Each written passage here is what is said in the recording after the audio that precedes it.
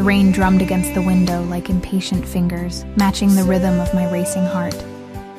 My reflection stared back at me from the smudged glass, pale face, hollow eyes, hair pulled back in a messy bun that had once been neat. I barely recognized myself anymore. Just another ghost haunting the penthouse of the Bellini Tower, the most exclusive address in the city. 3 weeks. That's how long I'd been Mrs. Russo. 3 weeks since I'd signed my life away in an austere courthouse ceremony with no guests, no flowers, and definitely no love. Just a mountain of debt vanishing with the stroke of a pen and the cold press of a platinum band around my finger. You're just my wife on paper. His words still echoed in my ears, delivered with such casual cruelty on our wedding night, as he straightened his tie and walked out the door without a backward glance, leaving me alone in this gilded cage with its marble floors, designer furniture, and empty, echoing rooms. I pressed my forehead against the cool glass, watching raindrops race down the pane. 60 floors below, the city lights blurred into a kaleidoscope of colors through my tears. I'd agreed to this arrangement out of desperation, to save my father, to protect my little sister, and now I was trapped, bound to a man whose true nature I was only beginning to understand. The sudden click of the front door lock sent ice through my veins. I froze. Fingers splayed against the glass, breath caught in my throat. He wasn't supposed to be back tonight. His business, whatever that truly entailed, had taken him to Miami for the week. I listened to the precise, measured footsteps crossing the marble foyer, the soft thud of something heavy being set down, the rustle of fabric, his overcoat, probably. I'd learned to identify the sounds of his movements, to anticipate his presence before he entered a room. A survival instinct. Sophia. His voice carried through the penthouse like smoke. Dark, intoxicating, and dangerous. I didn't turn around immediately. I couldn't. My body refused to obey, locked in place by a fear I couldn't quite name, because it wasn't entirely fear, was it? There was something else tangled with it. Something I didn't want to acknowledge. I know you're there. Closer now. In the doorway to the living room, I turned slowly, my silk robe whispering around my legs. He stood framed in the archway, the city lights silhouetting his tall figure. Antonio Russo, my husband in name only, the most feared man in the city. You're back early, I managed, hating how my voice trembled. He stepped into the room, and I caught the subtle scent that always accompanied him. Expensive cologne with notes of cedar and something darker underneath. Like most predators, he moved with an economy of motion, purposeful and controlled. His charcoal suit was immaculate despite the downpour outside, not a drop of rain on his broad shoulders, not a hair out of place. Change of plans. His eyes, so dark they were almost black, scanned me from head to toe, his expression unreadable. Pack a bag. I blinked, certain I'd misheard. I'm sorry? Pack a bag. Each word precisely enunciated, as if speaking to someone particularly slow. We leave in an hour. My hands instinctively clutched the edges of my robe tighter. Leave? Where? Does it matter?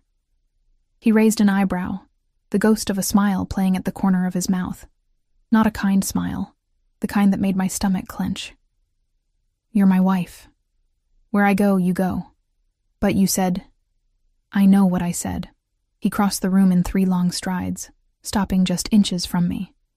Close enough that I had to tilt my head back to meet his gaze. Close enough that I could feel the heat radiating from his body. Plans change. I swallowed hard, fighting the urge to step back, to show weakness before Antonio was to invite disaster. I'd learned that lesson quickly. For how long? I asked, proud that my voice stayed steady this time. He reached out, and I flinched involuntarily. His jaw tightened at my reaction, but he merely tucked a strand of hair behind my ear, his fingers lingering against my cheek a moment too long. 2 weeks. Somewhere warm. His eyes never left mine. Consider it a honeymoon. The word hung in the air between us, absurd in its normalcy. Honeymoons were for couples in love, for real marriages, not for business arrangements brokered in desperation. I don't understand, I whispered. His hand dropped from my face and he stepped back, restoring the careful distance he always maintained between us. You don't need to understand. You just need to be ready in an hour. Wear something appropriate for the tropics." And then he was gone, moving back through the penthouse with those measured steps, leaving me trembling by the window. An hour later, I stood in the private elevator that serviced only our floor, a small suitcase at my feet. I'd chosen a simple navy dress with a white cardigan, an outfit that could pass for elegant but unremarkable, the kind that wouldn't draw attention, the kind that said, "I am nobody important." Which was the truth, wasn't it? I was nobody, just collateral in a game played by powerful men. The elevator doors opened directly into the underground garage, revealing not the usual sleek black sedan, but a gleaming silver Bentley. Antonio stood beside it, phone pressed to his ear, speaking rapidly in Italian. Behind him loomed Marco, his ever-present shadow, driver, bodyguard, and possibly executioner, if the rumors were to be believed. I hesitated at the threshold of the elevator, suddenly reluctant to step into whatever new chapter of this nightmare was about to unfold. Antonio glanced up, his dark eyes finding mine, and the conversation ceased immediately. "We're ready," he said into the phone, then slipped it into his pocket. To Marco, he nodded once. The larger man took my suitcase and placed it in the trunk without a word. "Where are we going?" I asked, as Antonio opened the car door for me, a mockery of chivalry from a man who had purchased me as surely as he had purchased this vehicle. "You'll see when we get there." The interior of the Bentley smelled of leather and Antonio's cologne. I slid across the back seat, putting as much distance between us as possible. He noticed. Of course he noticed.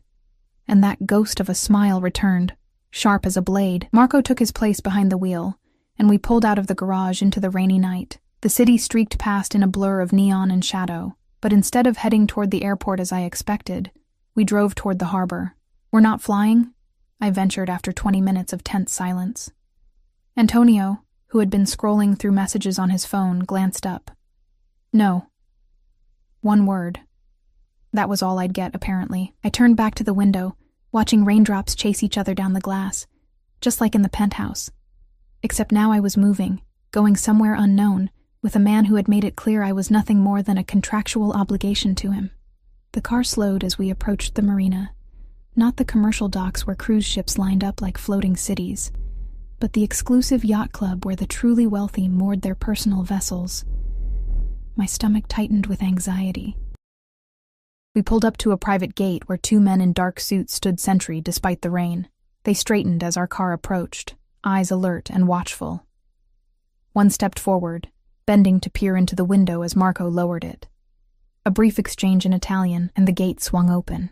We proceeded down a long dock illuminated by soft lights. At the end, gleaming white against the dark water, waited a yacht that took my breath away. Not some modest pleasure craft, but a floating mansion. At least 150 feet of luxury, bobbing gently on the night-black harbor. That's yours?" I couldn't help asking as Marco stopped the car. Antonio's gaze slid to mine, something like amusement flickering in those dark depths. "Of course it's mine." Before I could respond, my door was opened by yet another suited man. How many people worked for him? And I was helped out into the light rain. Antonio appeared at my side, his hand finding the small of my back, guiding me forward with a touch that burned through the thin fabric of my dress. More men appeared, taking our luggage, murmuring respectful greetings to Antonio. All avoided looking directly at me, as if I were something forbidden, or perhaps merely insignificant. We boarded via a gangway that led to a deck of polished teak. Glass doors slid open automatically, revealing an interior that rivaled the penthouse in opulence. "Your stateroom is this way," Antonio said, his hand still at my back, propelling me forward through a main salon with cream leather sofas and abstract art pieces that probably cost more than my father's entire house. We descended a curved staircase to a lower deck, the yacht humming to life around us as the crew prepared for departure. Antonio led me to a door at the end of a carpeted hallway, opening it to reveal a suite bathed in soft light. "Make yourself comfortable," he said, finally removing his hand from my back. "We sail in 30 minutes. I stepped into the room, taking in the king-sized bed with its pristine white duvet, the panoramic windows that would offer a view of the sea in daylight, the door that presumably led to a private bathroom. "And where will you be staying?" I asked, turning to face him. unable to keep the edge from my voice, that dangerous almost smile again. "This is the master suite, Sophia." He gestured to a door on the far side of the room that I hadn't noticed. "My quarters are through there." My heart stumbled in my chest. "But you said, on our wedding night." "I know what I said." He stepped closer, and I caught that scent again. Cedar, spice, power. "As I told you earlier, plans change." I backed away until my legs hit the edge of the bed. "What does that mean exactly?" Antonio reached out, his fingers catching my chin, tilting my face up to his. His touch was surprisingly gentle, at odds with the intensity in his gaze. "It means, my paper wife, that perhaps it's time we rewrote the terms of our arrangement."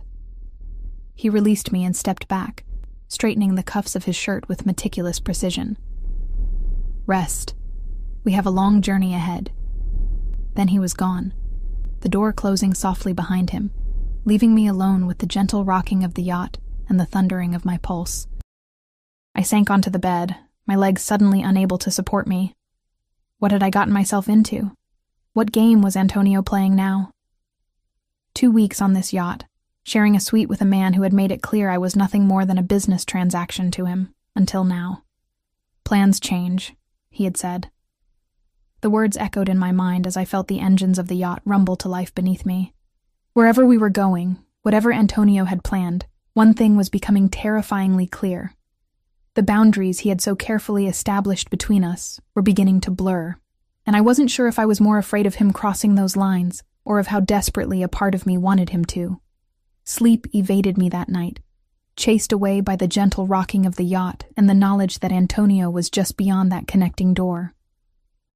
I lay awake, watching moonlight filter through the blinds, casting silver patterns across the luxurious bedding.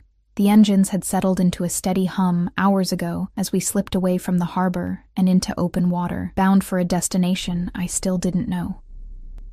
Around dawn, exhaustion finally pulled me under, but it seemed only minutes later when a soft knock at the door jolted me awake. "Mrs. Russo?" A woman's voice, accented and deferential. I sat up, disoriented, hair tumbling around my shoulders. "Yes?" The door opened to reveal a petite woman in a crisp uniform. "Good morning. I'm Elena, the chief stewardess. Mr. Russo asked me to assist you with anything you might need during the voyage." I pulled the sheets higher, suddenly conscious of how vulnerable I looked. "What time is it?" "Just past 9, ma'am. We've been at sea for approximately 6 hours. She moved efficiently around the room, opening the blinds to reveal a stunning expanse of blue. The sea stretched to the horizon, no land in sight. "Breakfast is served on the aft deck whenever you're ready. I've laid out some options in the wardrobe for today." She indicated an ornate wardrobe in the corner that I hadn't properly noticed the night before. "Mr. Russo mentioned you packed." Hastily, the slight pause said everything. My simple navy dress and cardigan, my hastily packed suitcase with its modest contents. All had been noted, judged, and found wanting. "Thank you," I said stiffly, determined not to show how out of place I felt. "I'll be up shortly." Elena nodded and withdrew, leaving me alone once more. I slipped from the bed and padded across the plush carpet to the wardrobe. Inside hung at least a dozen outfits, all in my size, all with designer labels I recognized but had never been able to afford. Sundresses, flowing pants, silk blouses, even several swimsuits, all in soft feminine colors that contrasted sharply with the stark black and white Antonio himself always wore. He'd planned this. The realization hit me like a physical blow. This wasn't some impulsive trip. Antonio Russo didn't do impulsive. He had orchestrated this honeymoon down to the clothes I would wear. The connecting door to his quarters remained closed, no sound coming from the other side. Was he watching me even now through some hidden camera? Nothing would surprise me anymore. I selected the most modest of the swimsuits, a one-piece in deep emerald, and a gauzy white cover-up. The adjoining bathroom was a marvel of marble and glass, with a shower large enough for 4 people and amenities that probably cost more than a month's rent at my old apartment. 20 minutes later, feeling slightly more human after a shower, and with my hair twisted into a neat braid, I made my way up to the main deck. The yacht was even more impressive in daylight. Gleaming surfaces, state-of-the-art technology discreetly integrated into classic nautical design. Crew members nodded respectfully as I passed, their eyes carefully averted. I found the aft deck easily enough, following the scent of coffee and fresh bread. It was a beautiful space, open to the sea breeze, but sheltered from direct sun by an elegant canopy. A table had been set for two, laden with fruits, pastries, and a silver coffee service. Antonio was already there, standing at the railing, looking out over the water. He wore linen trousers and a white shirt with the sleeves rolled up, more casual than I'd ever seen him, yet still emanating that unmistakable aura of authority. The morning sun caught in his dark hair, highlighting threads of bronze I'd never noticed before. He turned as I approached, his eyes sweeping over me in that assessing way that always made my skin prickle with awareness. "You slept well?" Not really a question, more a perfunctory greeting. "Not particularly," I answered honestly. That almost smile appeared briefly. "The sea takes some getting used to." He gestured to the table. "Sit. Eat." I took the chair farthest from him, noticing how even here, surrounded by endless ocean, he positioned himself with his back to the wall. A clear view of all entrances, constant vigilance, even in repose. A steward appeared silently to pour coffee, and then vanished just as quickly, leaving us in a bubble of strained privacy. "Are you going to tell me where we're going?" I asked, selecting a grape from the fruit platter, needing something to do with my hands. Antonio took a sip of his coffee, watching me over the rim of the cup. "Antigua. My private island just off the coast, to be precise." I nearly choked. "You have a private island?" "Among other properties." He set down his cup with deliberate care. "We'll arrive late tomorrow." I digested this information, along with the growing realization of just how powerful Antonio truly was. I'd known he was wealthy, of course. The penthouse, the cars, the careful deference everyone showed him, all spoke of money and influence. But a yacht like this, a private island, this was wealth beyond imagining. "Why?" I finally asked, the question that had been burning inside me since last night. Why this sudden honeymoon? Why the change in our arrangement? Antonio's dark eyes held mine, unreadable as always. Circumstances have evolved. Certain business associates needed convincing of our marriage's legitimacy. My heart sank. Of course. This was just another business move. "So I'm to play the adoring wife for your associates?" "No." His voice hardened. "My island is private. We'll be alone there, apart from the staff. This isn't about appearances, Sophia." The way he said my name sent an involuntary shiver down my spine. "Then what is it about?" He leaned forward slightly, those dark eyes never leaving mine. Perhaps I simply decided it was time to claim what's mine. The words hung in the salt-laden air between us, heavy with implication. My pulse quickened, whether from fear or something else. I couldn't tell anymore. "I'm not yours," I whispered. But the words sounded hollow even to my own ears. On paper, I was exactly that. His wife, his possession, bought and paid for with my father's debt. Antonio's expression didn't change, but something flickered in the depths of his eyes. "Finish your breakfast. Then Elena will show you around the yacht. I have business to attend to." He rose in one fluid motion and left without another word, leaving me alone with the endless blue sea and the echo of his claim. What's mine? The day passed in a strange haze of luxury and isolation. Elena gave me a tour of the yacht, named Vendetta, I discovered, pointing out the gym, the cinema room, the library, even a small pool on the top deck. 6 crew members lived aboard permanently, she explained, all hand-selected by Antonio, and sworn to absolute discretion. "Mr. Russo values his privacy above all else," she told me with a meaningful glance. I understood the message. Whatever I saw or heard on this voyage was never to be repeated. As if I had anyone to tell. Antonio remained elusive throughout the day, closeted in what Elena called the office, a state-of-the-art communications center from which he apparently continued to run his empire, even at sea. I glimpsed him once, through a half-open door, speaking rapidly in Italian on a satellite phone, his expression thunderous. He looked up, caught me watching, and the door was promptly closed by Marco, who seemed to have materialized from nowhere. I spent the afternoon on the sun deck, ostensibly reading a book from the library, but actually watching the endless procession of waves and wondering how my life had led to this moment. 1 year ago, I'd been a normal 25-year-old, working as a physical therapist, living in a tiny apartment, dating occasionally but focused on helping my father raise my teenage sister after my mother's death.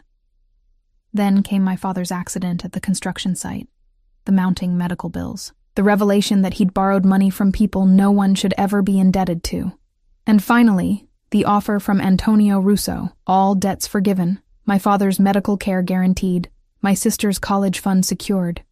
In exchange for one thing, me. A marriage of convenience, he'd called it.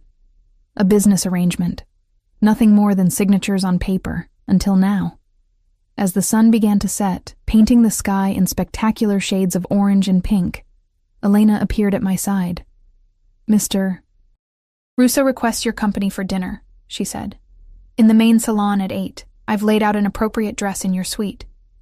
The appropriate dress turned out to be a slip of black silk that clung to every curve, with a neckline that plunged lower than anything I'd ever worn. I stared at my reflection in the bathroom mirror, hardly recognizing the woman who stared back. Hair loose around my shoulders as Antonio preferred it. Lips tinted rose, eyes wide with apprehension. At precisely 8 o'clock, I made my way to the main salon, where the lighting had been dimmed to a soft golden glow. The large dining table had been replaced by a smaller, more intimate setting, candles flickering in the center. Antonio stood by the windows, a glass of amber liquid in his hand. He turned as I entered, and for the first time since I'd known him, I saw a reaction he couldn't quite control. A slight widening of the eyes, a momentary stillness, as if the sight of me had caught him off guard. Sophia. My name again, but different this time. Lower. Almost like a caress. You requested my presence, I said, aiming for cool detachment, but hearing the tremor in my own voice. He crossed to where a bottle of champagne waited in an ice bucket. A request implies the option of refusal. The cork came free with a soft pop. This was more of a command, wasn't it? I accepted the flute he offered, our fingers brushing momentarily. Is there a difference in your world? That dangerous almost smile. You're learning. Dinner was served by a staff that appeared and disappeared with choreographed precision. Delicate seafood courses, perfectly paired wines, decadent desserts I barely tasted. Antonio asked me questions throughout the meal. About my work as a physical therapist, about my childhood, about books I'd read and places I'd visited. On the surface, it was the normal conversation of a couple getting to know each other. Beneath, it felt like an interrogation, as if he were mining for weaknesses, for points of leverage. I found myself responding in kind, asking about his business interests, his childhood, his family. Each question was deflected with practiced ease, redirected back to me. By the time dessert was cleared away, I knew he preferred his coffee black, disliked technology despite using it extensively, and could quote Machiavelli from memory. Beyond that, he remained an enigma. Walk with me, he said, after the last of the staff had withdrawn. It wasn't a request, so I followed him out onto the deck. Night had fallen completely, the sky a canopy of stars unlike anything I'd ever seen in the city. The moon cast a silver path across the water, and the air was warm against my bare shoulders. We stood at the railing, the only sounds the gentle lapping of waves against the hull and the distant hum of the engines. Do you know why I chose you, Sophia? Antonio asked suddenly. I tensed. We had never discussed the specifics of how I had come to his attention. Because my father owed you money. Your father owed many people money. His voice was matter of fact. I could have left his debt collection to others. I usually do. I turned to look at him, his profile sharp against the night sky. Then why? Antonio's gaze remained on the horizon. I saw you once, at the hospital, sitting beside your father's bed, reading to him even though he was unconscious. Your sister had fallen asleep in the chair beside you, and you'd draped your coat over her. You looked exhausted, defeated. He paused, but still fighting. I remembered that night, one of many spent in the antiseptic gloom of the ICU. But I didn't remember seeing Antonio. You were wearing a blue sweater with a hole in the sleeve, he continued. Your hair was in a braid, like you wore it today. You had dark circles under your eyes, and your hands were chapped from the hospital soap. And still, you were the most beautiful thing I'd ever seen. My breath caught in my throat. Why are you telling me this now? He turned to face me, and in the moonlight his expression was almost gentle. Almost. Because tomorrow we reach the island, and things will change between us. I wanted you to understand that this was never just business for me, Sophia. Not from the first moment. He reached out, his fingers tracing the line of my jaw with exquisite care. You've never been just my wife on paper. Not to me. Before I could respond, before I could process the implications of his words, his hand slid to the nape of my neck, pulling me toward him with inexorable strength, and then his mouth was on mine, claiming, possessing, branding. Everything inside me said to resist, to pull away, to remember what this man was, what he represented. But my body betrayed me, melting against him as if it had been waiting for this moment since our farce of a wedding. My hands found his shoulders, the solid warmth of him anchoring me as the yacht seemed to tilt beneath my feet. When he finally broke the kiss, we were both breathing hard. His eyes had gone even darker, pupils dilated with desire. Now you understand, he said, his voice rough, why I had to keep my distance, why I couldn't trust myself to be alone with you. Antonio, I began, not sure what I wanted to say. He stepped back, putting space between us, his self-control visibly reasserting itself. Go to your cabin, Sophia. Lock the door. I stared at him, confusion warring with the lingering heat of his kiss. What? Lock the door. His jaw was tight, hands clenched at his sides. Because if you don't, I can't promise I'll stay on my side tonight. And despite what you might think of me, I won't take what isn't freely given. He turned away, dismissing me, his posture rigid with restraint. We reach the island tomorrow. Make your decision then. I fled back to my stateroom, heart pounding, lips still burning from his kiss. The connecting door to his quarters loomed large in my consciousness as I changed out of the black silk dress with trembling fingers. True to his word, Antonio didn't come through it, though I heard him moving about his room, the occasional clink of glass suggesting he was drinking. I did lock the door, in the end. Not because I feared what he might do, but because I feared what I might allow, what I might want. Because in that kiss, in that moment under the stars, something had shifted irreversibly between us. My paper marriage was catching fire, and I wasn't sure if I would survive the flames. Morning came with blinding sunlight and the distant cry of seabirds. I woke disoriented, memories of Antonio's kiss still lingering like a fever dream. Had it really happened? The slight swelling of my lips in the bathroom mirror confirmed it wasn't my imagination, as did the tension coiled low in my abdomen, a physical reminder of desires I'd tried to deny. I dressed in one of the sundresses from the wardrobe, a pale blue slip of fabric that somehow made me look both innocent and alluring, and ventured up to the main deck. The crew moved with heightened energy, preparations clearly underway for our arrival. Elena appeared at my elbow with a cup of coffee. We'll be docking in about an hour, Mrs. Russo. Mr. Russo asked that you join him on the bridge. The bridge, the yacht's command center, was a space of hushed efficiency, dominated by screens and equipment I couldn't begin to understand. Antonio stood with the captain, both men bent over a chart, speaking in low voices. He looked up as I entered, and for a heartbeat, something unguarded flashed across his face. Then it was gone, replaced by his usual inscrutable mask. Come, he said, extending a hand toward me. You can see the island from here. I hesitated, then crossed to stand beside him at the expansive windows. His hand settled at the small of my back, warm and possessive, as he guided my gaze to the horizon. At first, I saw nothing but endless blue. Then, gradually, a dark smudge materialized in the distance, growing more distinct with each passing minute. A private island. His private island. It's beautiful, I said softly, as details began to emerge. White sand beaches, lush tropical vegetation, an elegant structure nestled into the hillside. It's secure, Antonio replied, revealing his priorities. Completely isolated, with controlled access points and comprehensive surveillance. His hand pressed slightly firmer against my back. No one comes or goes without my knowledge. A reminder, perhaps, that there would be no escape from whatever awaited me there, as if I needed reminding. The main house has everything we need, he continued. The staff is minimal and discreet. And how long do you plan to keep me there? I asked, unable to keep the edge from my voice. His dark eyes met mine, unreadable as ever. That depends on you, Sophia. Before I could ask what he meant, the captain approached with a question about the docking procedure, and Antonio's attention was diverted. I was dismissed with a nod and made my way back to my suite to prepare for arrival. An hour later, I stood on the main deck as the yacht glided into a private marina nestled in a sheltered cove. The island was even more beautiful up close.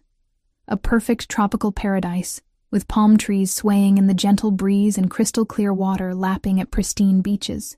A golf cart waited at the end of the dock, along with 2 security personnel whose bulging jackets did little to disguise their weapons. Antonio guided me into the cart, his hand at my elbow, his touch proprietary.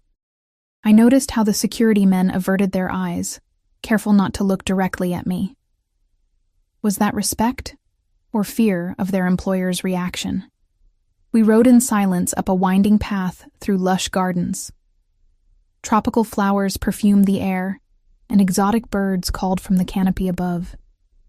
In any other circumstances, with any other man, it would have been breathtakingly romantic. The main house appeared through a break in the vegetation, a modernist marvel of glass and stone that somehow blended perfectly with the natural surroundings. Not ostentatious like the penthouse, but elegant and understated, a true refuge. "This is where you come to escape?" I asked as we pulled up to the entrance. Antonio's mouth quirked in that not-quite smile. "This is where I come when I need to think clearly, when decisions must be made without distractions." A chill ran through me, despite the tropical heat. What decisions was he contemplating now? The interior of the house was cool and airy, with polished concrete floors, minimalist furniture, and floor-to-ceiling windows that framed the spectacular ocean views. A small staff waited in the foyer, a housekeeper, a chef, and another security man who exchanged a meaningful glance with Antonio. "Show Mrs. Russo to the master suite," Antonio instructed the housekeeper, a middle-aged woman with kind eyes who introduced herself as Mariana. "I have matters to attend to," and just like that, I was dismissed again, left to follow Mariana through the house while Antonio disappeared with his security team. My husband. Ever the enigma, ever just beyond my reach. The master suite occupied the entire second floor of one wing, a massive bedroom with a king-sized bed facing the ocean, a sitting area with bookshelves built into the walls, a bathroom larger than my old apartment, and a private terrace with an infinity pool that seemed to merge with the sea beyond. "Mr. Russo had everything prepared just as he specified," Mariana said, opening a closet to reveal more clothing in my size. "If you need anything at all, please use this." She handed me a slim tablet. "It connects directly to the staff quarters." I took it, suddenly overwhelmed by the strangeness of my situation. "Thank you." She hesitated, then added in a softer voice, "The house can be isolating. If you would like company or simply someone to talk to, I am always available." The kindness in her eyes nearly undid me. When was the last time someone had spoken to me with genuine concern? "Thank you," I repeated, this time with real gratitude. Left alone, I wandered the suite, trailing my fingers over luxurious fabrics and cool surfaces. Unlike the penthouse, which felt like a showpiece designed to intimidate, this space had a lived-in quality. Books filled the shelves, classics, histories, philosophy texts with cracked spines and dog-eared pages.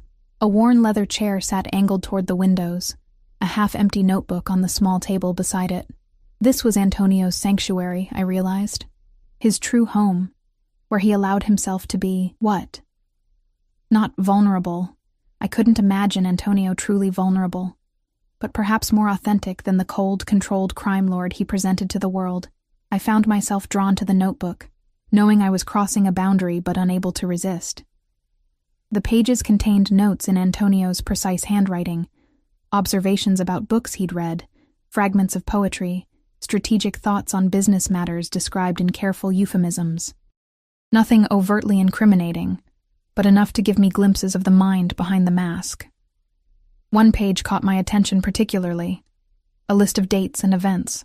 I recognized some as key moments in my life. My graduation from physical therapy school, my mother's funeral, my father's accident. The day Antonio had first approached me with his proposition, he'd been watching me, tracking me, long before I ever knew he existed. The knowledge should have terrified me. Instead, it awakened a confusing mixture of emotions. Anger at the invasion of privacy, yes, but also a strange fluttering sensation in my chest. To be the focus of such intense attention from a man like Antonio? I closed the notebook quickly and moved away, stepping out onto the terrace to clear my head in the sea breeze. The sun was high now, the heat intense but not unpleasant. Below, staff members moved discreetly about the grounds, and in the distance, I could see security personnel patrolling the perimeter, a gilded cage, but a cage nonetheless. I changed into one of the swimsuits, a white bikini that left little to the imagination, and slipped into the infinity pool, hoping the cool water would help me think clearly. What was Antonio's game? Why bring me here after weeks of careful distance? What had changed? I floated on my back, staring up at the perfect blue sky, letting the water cradle me. I'd been a competitive swimmer in high school, one of the few luxuries my working-class family could afford. The water had always been my refuge, the one place where problems seemed to dissolve, if only temporarily. You didn't tell me you could swim, I startled, flailing momentarily before regaining my composure. Antonio stood at the edge of the pool, watching me with those dark, unreadable eyes. He'd changed into linen pants and an unbuttoned white shirt that revealed a tanned, muscled chest marked with several scars. Old bullet wounds, perhaps, or knife injuries. Hazards of his profession. You didn't ask, I replied, treading water, suddenly conscious of how exposed I was in the white bikini. Something that might have been amusement flickered across his face. There are many things I haven't asked, Sophia. Many things I don't know about you. Isn't that how you wanted it? A wife on paper only, remember. No need to know each other beyond the necessary details. He crouched down at the edge of the pool, his gaze intense. And if I've changed my mind about what's necessary? My heart stuttered in my chest. Why? What's different now? Antonio was silent for a long moment, his expression contemplative. Threats have emerged. Enemies looking for weaknesses to exploit. And I'm a weakness? The thought was almost laughable. Antonio Russo, vulnerable because of me? You could be. He stood, unbuttoning his shirt completely and letting it fall to the ground. If I allowed it. Then he dove into the pool in one smooth motion, barely creating a ripple. He surfaced directly in front of me, close enough that I could see droplets of water clinging to his eyelashes, close enough that I had to resist the urge to reach out and touch him. Is that why you brought me here? I asked, my voice barely above a whisper. To eliminate a potential weakness? His hand found my waist underwater, scorching hot despite the coolness surrounding us. I brought you here because I was tired of denying myself what's mine. Before I could protest this claim of ownership again, he pulled me against him, his mouth capturing mine with a hunger that stole my breath. This wasn't the controlled kiss from the yacht. This was raw, primal, a man staking his claim. And God help me, I responded with equal fervor, my arms twining around his neck, my body molding against his as if we'd been designed as matching pieces of the same puzzle. Water sluiced around us as he backed me against the edge of the pool, his hands sliding down to grip my thighs, lifting me effortlessly. Tell me to stop, he murmured against my throat, his voice rough with desire. Tell me you don't want this. The rational part of my brain screamed warnings. This man was dangerous. This attraction was madness. This could only end in heartbreak or worse. But my body had its own wisdom, its own needs, and those needs had been awakened by Antonio's touch in ways I'd never experienced before. I can't, I whispered, and it was the truth. I couldn't tell him to stop, because I didn't want him to. Whatever spell he'd cast over me, whatever dark magic bound us together, I was powerless against it in that moment. His eyes, nearly black with desire, locked with mine. Then be very sure, Sophia, because once I take you, there's no going back. You'll be mine in every way. No more paper marriage. No more pretense. The ultimatum hung between us, heavy with implication. This was the crossroads, the moment of decision. I could pull away now, retreat behind the careful boundaries we'd established. Or I could step into the fire, knowing I might be consumed. "I'm sure," I said, the words barely audible over the gentle lapping of water against the pool's edge. Something flashed in his eyes, triumph, relief, hunger, and then his mouth was on mine again, his hands everywhere, igniting flames across my skin. We didn't make it back to the bedroom. There on the terrace, with the infinite blue of sky and sea as our witnesses, Antonio claimed what he had always considered his. Afterward, wrapped in plush towels on one of the lounge chairs, my head resting on his chest, I listened to the steady beat of his heart and wondered if I'd made a terrible mistake, or if, perhaps, I'd finally made the first right choice since this whole arrangement began. "What happens now?" I asked, my voice small against the vastness of the ocean spread before us. Antonio's fingers traced lazy patterns on my bare shoulder.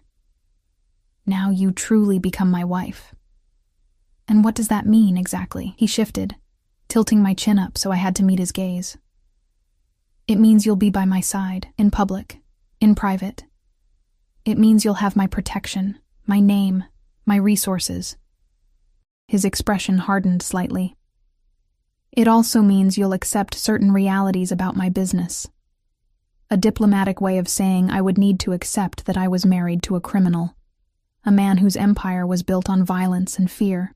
"You still haven't told me what changed," I said, needing to understand. "Why now, after weeks of keeping me at arm's length?"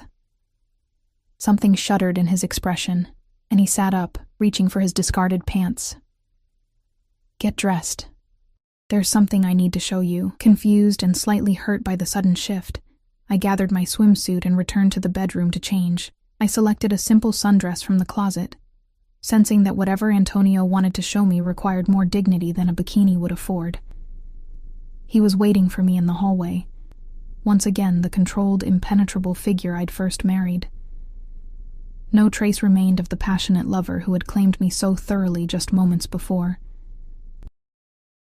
He led me downstairs and through a series of corridors to a part of the house I hadn't seen during my initial tour. A reinforced door required his fingerprint and a code to open, revealing what could only be described as a command center. Screens lined the walls, security feeds from around the island, news channels from various countries, financial data streaming in real time. 2 men in suits nodded respectfully as we entered, then withdrew at a gesture from Antonio. "This is where I conduct my real business," he said, moving to a central console, away from prying eyes and listening devices. I wrapped my arms around myself, suddenly cold despite the tropical heat. "Why show me this?" Antonio tapped a series of commands on a keyboard, and one of the largest screens flickered to life, showing what appeared to be security footage. "Because you need to understand the stakes."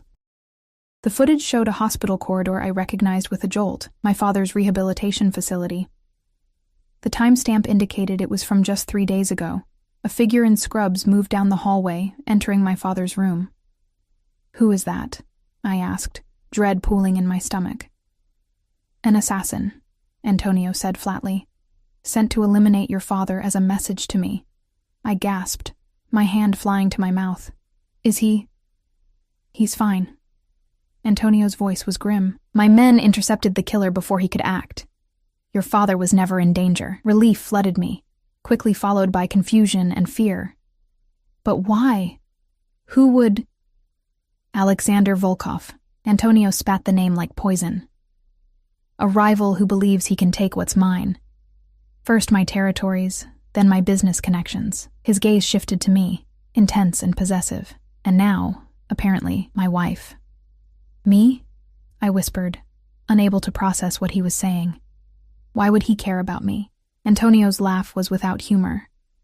"Because despite my best efforts to appear indifferent, someone noticed how I look at you, how I've arranged every aspect of your life with obsessive attention to detail, how I've kept you separate from my business as if you were something precious." The word hung in the air between us, revelatory and terrifying. "Volkov decided that you were my weakness." Antonio's jaw tightened. He was right. I stared at him, struggling to comprehend the implications. "So you brought me here, To protect me? I brought you here because I was tired of pretending. He moved closer, his hand coming up to cup my cheek, tired of denying what I've wanted since the first moment I saw you. But yes, also to protect you. Here, on my island, with my security, you're untouchable. For how long? I asked, a hysterical edge creeping into my voice. Am I supposed to live in this golden cage forever, because some rival criminal has decided I'm your Achilles heel? Antonio's expression darkened. Not forever. Just until Volkov is dealt with. The euphemism wasn't lost on me. You mean until he's dead. I mean until he's no longer a threat. Antonio's voice was steel. To you, to your family, to what's mine. I stepped back, needing distance to think clearly. This is insane. This whole situation, it's like I've fallen into some twisted crime novel.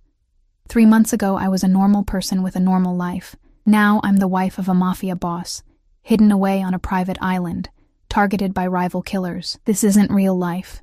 This is my life, Sophia. Antonio's expression was implacable, and now it's yours too. The sooner you accept that reality, the safer you'll be. I never asked for any of this. The words burst from me, hot and desperate. Didn't you? His voice was soft but cutting. When you signed those marriage papers, when you accepted my protection for your family, when you took my name, you chose this life. And today, in that pool, you chose it again, with open eyes. I had no answer to that, because he was right. Each step of the way, I had made choices that led me here. Choices born of desperation, yes, but choices nonetheless. Antonio moved toward me again, his expression softening marginally. I will keep you safe, Sophia. Whatever it takes. Whatever it costs. No one touches what's mine. I'm not a possession, I whispered. But the protest sounded weak even to my own ears. No, he agreed, his fingers tracing the curve of my cheek.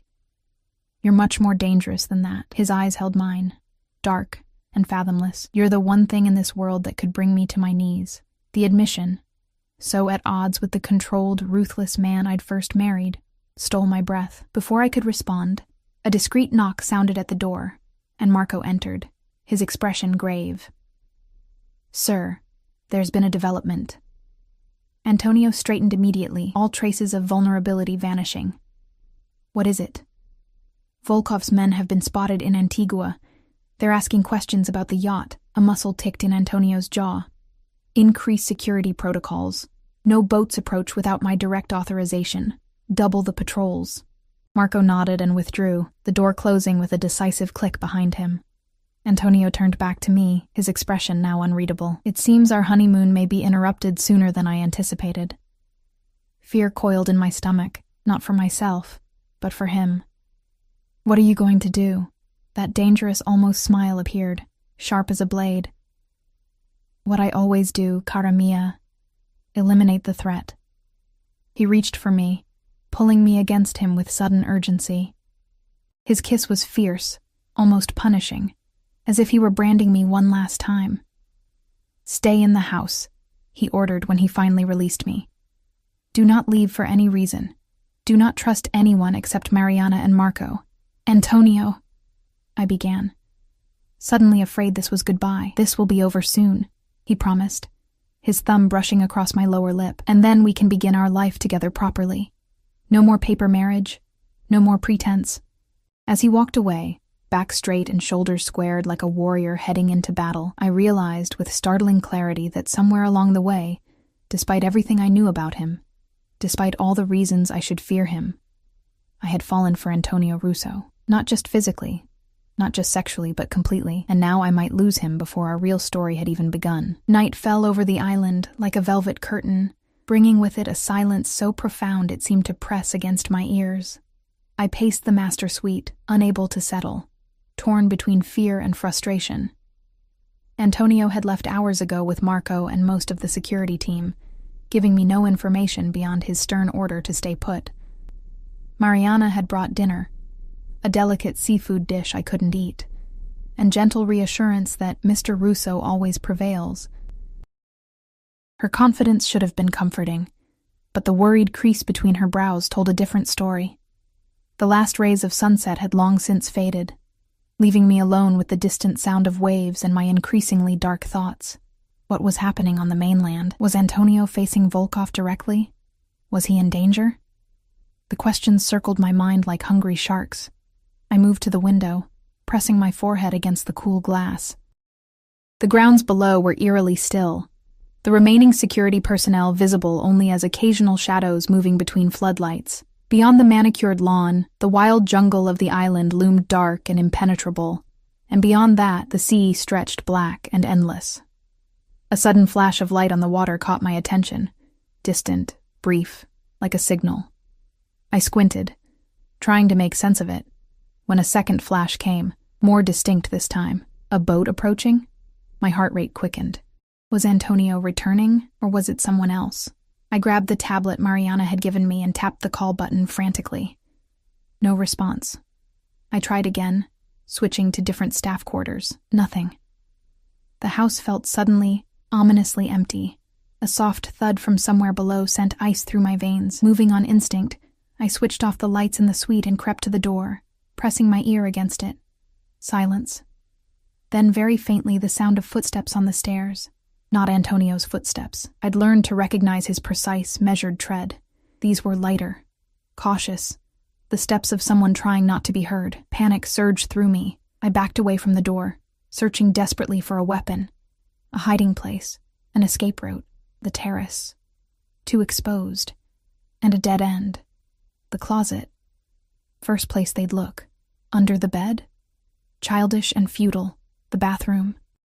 It had a heavy door with a lock and a window that might, just might, be large enough for me to squeeze through. I slipped inside just as the footsteps reached the top of the stairs, closing the door with painful slowness to avoid any sound. The lock engaged with a soft click that seemed deafening in the silence. My breath came in short, shallow gasps as I pressed my back against the door, listening. The suite door opened. Footsteps entered. 2 sets now, moving with purpose across the bedroom. "Check the closet," a man's voice ordered softly, the accent distinctly Eastern European. She must be here somewhere. Volkov's men. They'd found me. Antonio's fortress had been breached. I backed away from the door, toward the window, my bare feet silent on the marble floor. The window was set high in the wall, designed for light and privacy rather than escape, but wide enough that I might be able to slip through. Below would be a drop of unknown height into darkness. A better option than facing Volkov's assassins. I climbed onto the vanity, reaching for the window latch, when a voice outside the bathroom door froze me in place. "She's not in the closet. Try the bathroom." The door handle jiggled. The lock held. But for how long? "Mrs. Russo," the voice called, mockingly polite. "We know you're in there. We have no desire to harm you. We simply need you to come with us. Mr. Volkov wishes to speak with you." I said nothing, frantically working at the window latch. It was stiff from disuse, resisting my trembling fingers. "Mrs. Russo," the voice continued, harder now, "your husband has taken something that belongs to Mr. Volkov. He merely wishes to negotiate an exchange. You for what was stolen." The latch finally gave way, and I pushed the window open, a rush of warm night air flooding in. Outside was a narrow ledge, barely wide enough for my feet, with a sheer drop beyond. But to the right, perhaps 15 feet away, was the roof of a lower section of the house. If I could reach it. A loud thud against the bathroom door. They were trying to break it down. The lock wouldn't hold for long. I hoisted myself up, squeezing through the window with difficulty, gasping as my ribs scraped against the frame. For once, I was grateful for my petite frame. Another thud, splintering wood. No time to think, no time to be afraid. I balanced precariously on the narrow ledge, my back pressed against the wall, inching sideways toward the lower roof. The night breeze tugged at my sundress, threatening to unbalance me. Below, darkness concealed the true height of the drop, but my mind filled in terrifying possibilities. The bathroom door crashed open behind me just as I reached the edge of the ledge. A shout of anger, then a face appeared at the window. A hard-faced man with cold eyes. "She's outside, on the ledge." No more time. I gathered myself and leaped toward the lower roof, a scream trapped in my throat. For one terrible moment, I was airborne. certain I would fall. Then my feet hit the roof, knees buckling with the impact, and I was rolling, scraping across rough shingles before coming to a stop against a chimney stack. Pain lanced through my arms and legs, but nothing seemed broken. I forced myself up, knowing they would be after me. The lower roof connected to a section of the house I hadn't explored. A service wing, perhaps, or guest quarters. At the far end was a drain pipe that might serve as a ladder down to the ground. Behind me I heard shouting, the sound of the intruders coordinating their pursuit. I ran across the roof, stumbling on the uneven surface, reaching the drain pipe just as a figure climbed out onto the ledge I'd escaped from. The pipe creaked under my weight, but held as I half climbed, half slid down its length, my palms burning with friction. I dropped the last few feet, landing hard on grass, and took off running toward the dense vegetation that bordered the manicured lawn. The jungle was my only hope now, a place to hide until Antonio returned. If he returned. I plunged into the undergrowth, immediately enveloped by darkness so complete it was like being blindfolded. Branches whipped at my face and arms. Roots threatened to trip me with every step, but fear drove me forward. Behind me, flashlight beams cut through the darkness, voices calling to each other as they organized the hunt. I had no plan beyond putting distance between myself and my pursuers, no knowledge of the island's geography, no survival skills beyond basic common sense. Keep moving. Stay quiet. Find water. Follow it downstream to the sea, then follow the coastline back to the dock. Maybe there would be a boat, a radio, some means of contacting Antonio. Time lost meaning in the jungle's embrace. Minutes or hours I couldn't tell. My sundress caught on thorns, my bare feet were cut and bleeding. My lungs burned with exertion, but the sounds of pursuit grew fainter, then faded entirely. Had I lost them? Or were they simply being more cautious now, tracking me silently? A new sound emerged from the darkness. The musical trickle of water. A stream, just as I'd hoped. I followed the sound, relief flooding me as I reached a small waterfall cascading into a clear pool.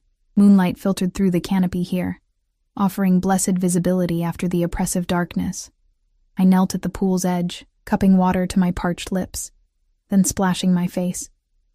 The cool liquid revived me, clearing my panic-fogged brain enough to think more strategically. The stream would lead to the sea, yes, but following it directly would be the obvious route. My pursuers would anticipate this. Better to rest briefly, then parallel the stream at a distance, using it as a guide while staying under the jungle's cover. I had just risen to my feet when a twig snapped behind me. I whirled, heart leaping to my throat, to find myself staring into the barrel of a gun. "Mrs. Russo," said the man holding it, the same hard-faced individual who had been at the bathroom window. "You've led us on quite a chase, but the game is over now." Two more men emerged from the darkness, forming a semicircle around me, cutting off any hope of escape, all armed, all watching me with the flat, empty eyes of professional killers. "Mr. Volkov is waiting," the first man said. "Come quietly, and you won't be harmed." "Where's Antonio?" I demanded, my voice steadier than I expected. "What have you done to him?" A cold smile. "Your husband is otherwise engaged. A distraction was arranged in Antigua to draw him away from the island. By the time he realizes the deception, you'll be long gone." Relief mingled with fresh fear. Antonio was alive, not facing Volkov directly as I'd feared. But I was alone, captured, about to be used as leverage against the man I now knew I loved. "I'll scream," I threatened weakly, knowing how futile it was. The man shrugged. "There's no one to hear you. The house staff has been neutralized. Mariana, the kind-eyed housekeeper who had offered friendship." My stomach clenched with guilt and grief. "Now, Mrs. Russo, come with us, or things will become very unpleasant." I had no choice. No weapon, no plan, no hope of outrunning or outfighting three armed men. I stepped forward, head high despite the fear coursing through me.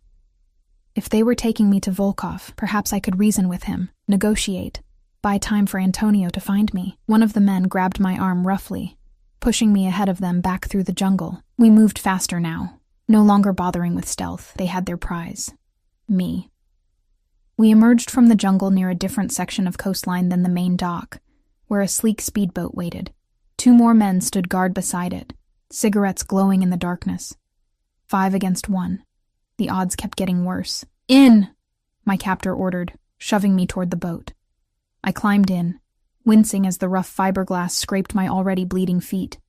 The men followed, one taking position at the wheel while the others kept their weapons trained on me. The engine roared to life, shattering the night's silence, and we shot away from the shore, leaving Antonio's island and my brief taste of happiness behind. The journey passed in a blur of sea spray and terror. I sat hunched in the bow, arms wrapped around myself, mind racing through scenarios, each more hopeless than the last. What did Volkov want? What had Antonio supposedly stolen? How could I possibly survive this? After what seemed like hours but was probably less than one, lights appeared on the horizon, the main island of Antigua, but we didn't head for the public marina or any of the tourist areas. Instead, the boat veered toward a secluded cove where a larger yacht waited, lights blazing against the night sky, not as large as Antonio's Vendetta, but impressive nonetheless, and undoubtedly belonging to Alexander Volkov. The speedboat pulled alongside, and rough hands hauled me up onto the deck. I was pushed through a door into an opulent salon, my bare feet sinking into plush carpet. The contrast between my bedraggled, bleeding state and the luxury surrounding me couldn't have been more stark. "Wait here," my captor ordered, then left me alone, the door locking with an ominous click behind him. I sank onto a leather sofa, exhaustion suddenly overwhelming me. My arms and legs were scratched and bleeding from my jungle flight, my sundress torn and filthy, my hair a tangled mess. I must have looked like a wild creature, cornered and desperate. Which was exactly what I was. Time ticked by, measured only by the gentle rocking of the yacht and the muted hum of its engines. I fought to stay alert, to prepare myself for whoever was coming. But fatigue dragged at me like an undertow. The door finally opened, and a man entered alone. Not the hard-faced captor, but someone altogether more elegant and more terrifying. Tall and lean, with silver-streaked dark hair and eyes the pale blue of Arctic ice. He wore an impeccably tailored white suit that should have looked ridiculous on a yacht in the Caribbean, but somehow enhanced his aura of cold authority. Alexander Volkov. I knew it instinctively, even before he spoke. "Mrs. Russo." His voice was cultured, his accent less pronounced than his men's. "I apologize for the manner in which you were brought here. My men can be overzealous." I said nothing, watching him warily as he crossed to a sideboard and poured 2 glasses of amber liquid. "Drink," he said, offering one to me. "You look like you need it." "I prefer not to be poisoned, thank you," I replied, surprised by my own defiance. Volkov laughed, a sound entirely devoid of warmth. "If I wanted you dead, my dear, you would never have left the island." He took a deliberate sip from the glass he'd offered me, then set it on the table between us. "See? Perfectly safe." I left it untouched, focusing instead on gathering information. "Why am I here? What do you want from me?" Volkov settled into an armchair opposite me, studying me with those unsettling pale eyes. "Fascinating," he murmured, almost to himself. "I can see why he's so obsessed with you. There's a fire there, beneath the fear. What do you want?" I repeated, more forcefully. "Direct, too." He nodded approvingly. "Very well. What I want is simple. The return of what your husband stole from me." "And what was that exactly?" "A flash drive, containing information that could be problematic for my operations, information that should never have left my possession." His eyes hardened. "Information that Antonio Russo somehow acquired and is now using to dismantle my business piece by piece." I blinked, trying to process this. "I know nothing about any flash drive." "I believe you." Volkov leaned forward slightly. "But Antonio will trade it for you. Of that, I'm certain. How can you be so sure?" The question slipped out before I could stop it. Volkov's smile was cold as his eyes. "Because I've been watching him watch you, for weeks now. The great Antonio Russo, who has never shown weakness for anything or anyone, looking at you like a starving man at a feast he cannot touch." He laughed softly. "Until your little honeymoon, of course." It seems he finally gave in to temptation. Heat rushed to my cheeks, the intimacy of his surveillance making me feel violated all over again. "You're his weakness," Volkov continued, echoing Antonio's own words from earlier. "His only weakness, and in our world, Mrs. Russo, weakness gets you killed."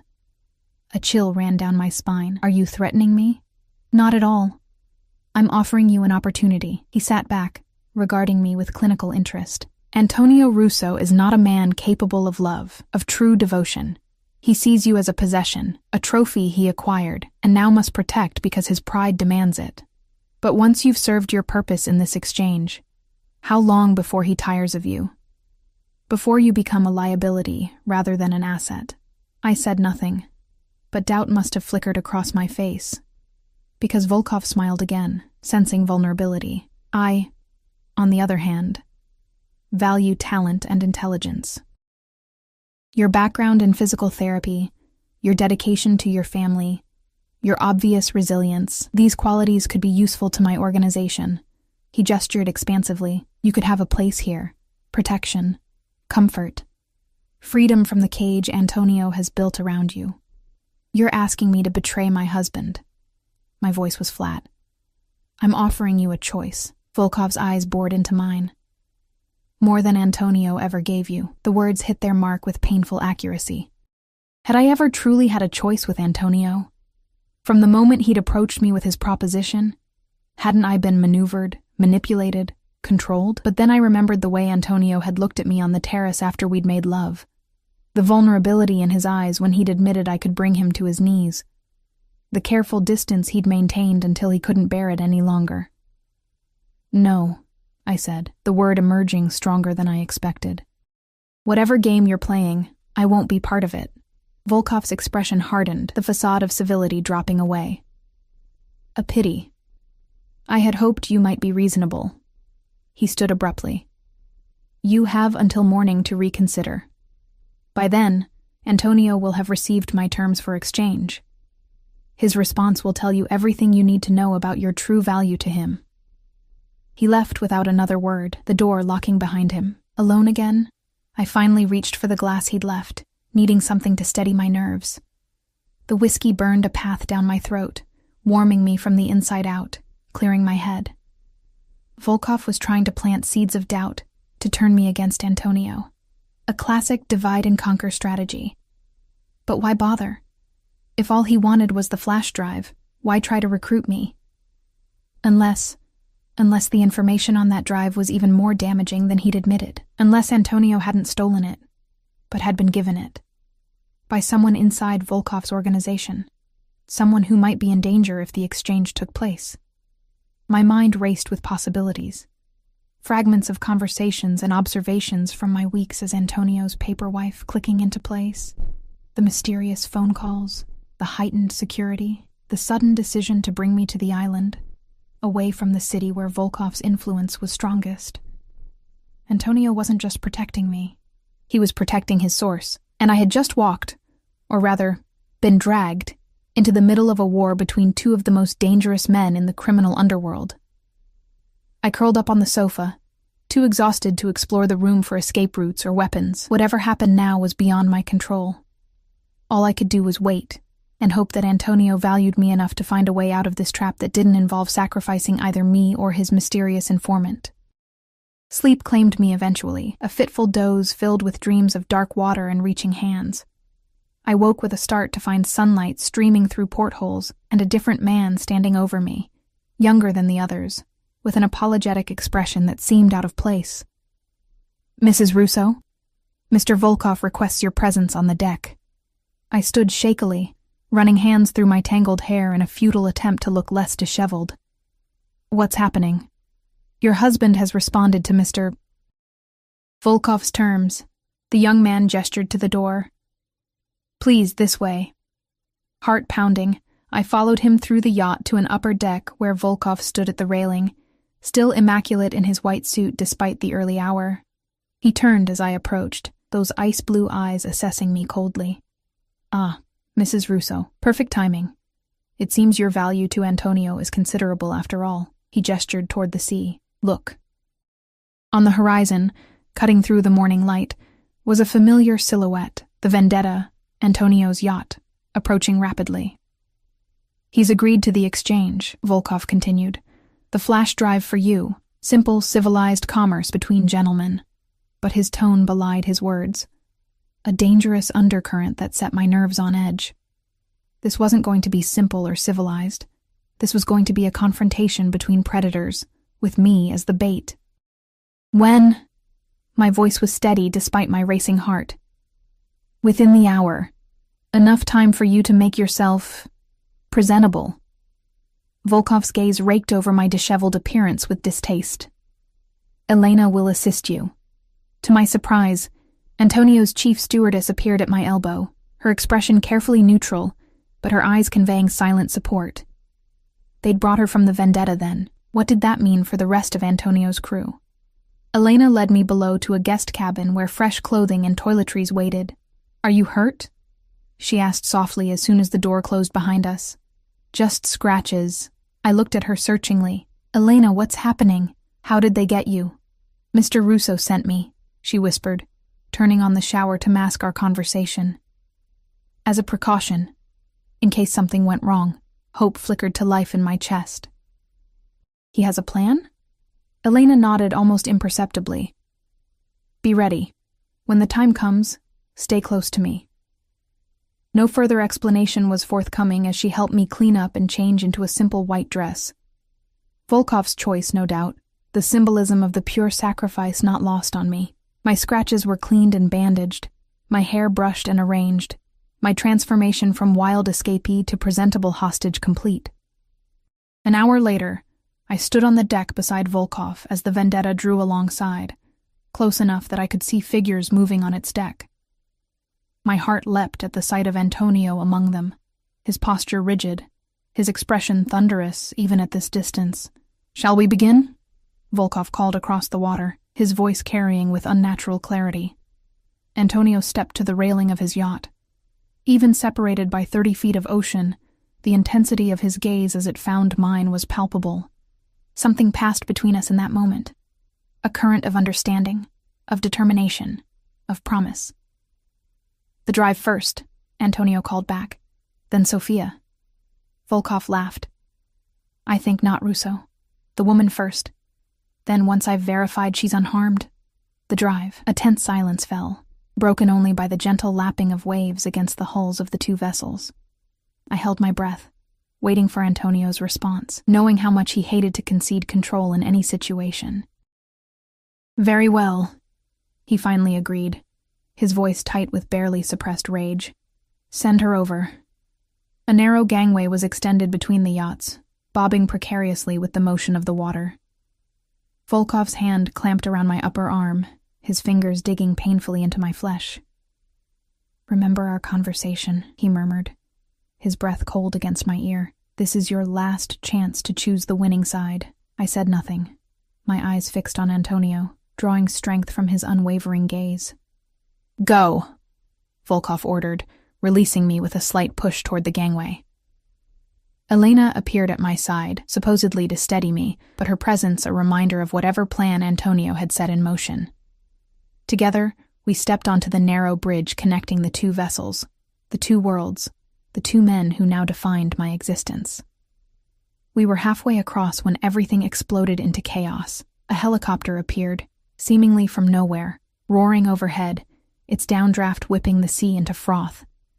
Men in tactical gear rappelled down onto both yachts simultaneously. Gunfire erupted, sharp cracks that tore through the morning calm. Now! Elena shouted, shoving me down onto the gangway as bullets whizzed overhead. I clung to the narrow bridge, frozen in terror, as combat raged on both decks.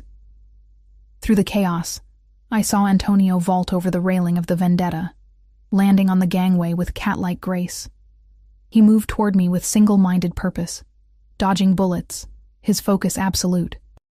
Sophia, he shouted over the din. Come to me, now! I scrambled to my feet, fighting for balance on the wildly swaying bridge, and began moving toward him. Elena had disappeared, presumably back to Volkov's yacht as part of whatever counter-operation Antonio had launched. 20 feet separated us, then 15, then 10. The crack of a gunshot louder than the others. A burning sensation in my shoulder. the world tilting sideways as I lost my balance and fell, not onto the gangway but over its edge, toward the churning water below. I heard Antonio's shout of rage and despair as I plunged into the sea, the cold shock of it driving the breath from my lungs. Salt water filled my mouth, my eyes, my nose. I thrashed desperately, trying to surface, but my limbs wouldn't cooperate properly. The white dress billowed around me like a shroud, dragging me down. Darkness began to close in, my lungs screaming for air. This wasn't how it was supposed to end. Not when I'd finally found someone worth living for. Strong arms encircled me suddenly, pulling me upward with powerful strokes. We broke the surface and I gasped, coughing, choking, but blessedly alive. Antonio's face was inches from mine, his eyes wild with fear and fury. "Hold on to me," he ordered, his voice raw. "Don't let go." I clung to him as he swam toward the Vendetta, where a ladder had been lowered. Hands reached down, pulling us from the water, onto the deck where chaos still reigned. Men in tactical gear, Antonio's men, I realized, or some force allied with him, were securing the yacht, disarming Volkov's guards. Antonio cradled me against his chest, heedless of the water streaming from both of us, his eyes scanning me for injuries. "You're shot," he said, his voice tight with controlled panic as he examined my shoulder. "Just a graze," I managed, though the burning sensation suggested it might be more serious. "Antonio, what?" "Later," he cut me off, lifting me in his arms as if I weighed nothing. "We need to get you out of here." He carried me across the deck toward the waiting helicopter, its rotors still spinning, creating a bubble of deafening noise around us. Through the haze of pain and confusion, I caught a glimpse of Volkov being held at gunpoint by Marco, blood streaming from a cut on his forehead, that impeccable white suit now stained red. The flash drive, I remembered suddenly. There was no flash drive, Sophia. Antonio's face was grim as he lifted me into the helicopter. Only you. It was always only about you. The realization hit me with the force of a physical blow. There had been no stolen information, no informant to protect. Volkov had taken me for the simplest, most primal reason. To hurt Antonio through the one thing he cared about. Me. Antonio climbed in beside me, barking orders to the pilot. As the helicopter lifted off, I caught one last glimpse of the two yachts below. The Vendetta intact, Volkov's vessel now swarming with armed men. A decisive victory in a war I was only beginning to understand. "Where are we going?" I asked, my voice barely audible over the roar of the rotors. Antonio's arm tightened around me, his lips close to my ear. "Home. Our real home. Where no one will ever touch you again." Hours later, after a flight and a drive that blurred together in a haze of pain and exhaustion, I found myself in a place I'd never seen before. A fortress-like mansion nestled in the mountains, far from the city, far from the sea, far from anywhere. A doctor was waiting, treating my wound with professional efficiency. A deep graze that required stitches, but had miraculously missed anything vital. Antonio never left my side, his face a mask of controlled fury that softened only when his eyes met mine. Finally, we were alone in a suite even more luxurious than the one on the island, my shoulder bandaged, my body clean, my mind still struggling to process everything that had happened. "You never told me about this place," I said, sitting on the edge of a massive four-poster bed, wrapped in a silk robe. "No one knows about this place." Antonio stood by the window, silhouetted against the mountain vista beyond. "It's my contingency, for scenarios exactly like this one." "What happens now?" I asked, the question that had been hovering between us since the rescue. Antonio turned to face me, his expression more open, more vulnerable than I'd ever seen it. "That depends on you, Sophia. On me?" He crossed the room, kneeling before me so our eyes were level, his hands taking mine with unexpected gentleness. "You've seen now what my life truly is. The danger, the violence, the enemies who will always be looking for ways to hurt me." His thumbs traced circles on my palms. "I wouldn't blame you for wanting out, for taking your family and disappearing somewhere safe, somewhere far from me and my world." I stared at him, stunned by what he was offering. "You would let me go?" Pain flashed across his features. "I would die 1,000 deaths every day without you. But yes, if that's what you want, I would let you go." His gaze held mine, intense and sincere. "Your freedom for your heart, that's the only trade I'm interested in making now." In that moment, looking into the eyes of the man who had bought me like property, who had kept me at arm's length for weeks only to claim me with devastating passion, who had moved heaven and earth to rescue me from his enemies, I knew my decision had been made long ago. Perhaps from the first moment he saw me in that hospital, reading to my unconscious father with a hole in my sweater and exhaustion in my eyes. "What if I don't want to go?" I whispered. "What if I want to stay, to be your wife, not just on paper but in every way that matters?" Something broke open in Antonio's expression. Relief, joy, wonder, all emotions I'd never thought to see on his face. "Then I would spend the rest of my life making sure you never regretted that choice, protecting you, cherishing you." His voice dropped lower, rougher. "Loving you as you deserve to be loved." I reached out, my fingers tracing the strong line of his jaw, the curve of his mouth that was finally forming a real smile instead of that dangerous, almost smile I'd grown accustomed to. "I choose you," I said simply, with open eyes, knowing everything. Antonio rose in one fluid motion, gathering me into his arms with exquisite care for my injured shoulder. His kiss was different from any we'd shared before. Not claiming, not possessing, but a mutual surrender, a promise sealed without words. When we finally broke apart, breathless, his forehead resting against mine, he whispered, "No more paper marriage, Sophia. From now on, every vow between us is written in blood and bone and breath." "And heart," I added.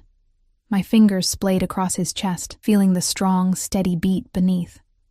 "And heart," he agreed, the word sounding foreign on his tongue, as if he'd never had cause to say it before. Perhaps he hadn't. Perhaps we were both learning a new language, creating a new world between us out of the ashes of the old. As he laid me gently on the bed, his eyes never leaving mine, I knew with absolute certainty that whatever dangers lay ahead, whatever enemies might come for us, we would face them together. No longer predator and prey, no longer owner and possession, but partners in a dance as old as time. Two souls who had found each other against impossible odds, and who would burn the world down before letting go. Our paper marriage had ignited, transformed by fire into something unbreakable, something real, and not even death would part us now.